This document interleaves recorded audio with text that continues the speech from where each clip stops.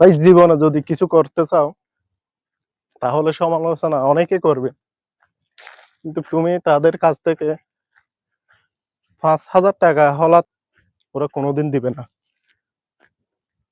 কোনোদিনও দিবে না।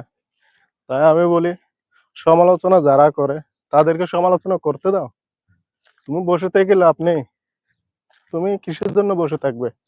তুমি একবেলা না খেয়ে থাকলে ওরা কোনোদিন দিবে না তোমাকে, একবেলা খাওয়াবে না। এখন তোমাকে নিয়ে যারা সমালোচনা করতেছে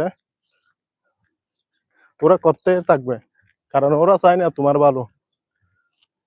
তো ওদের কথায় কান না দিয়ে তোমার কাছে যা আছে তা নিয়ে শুরু করো।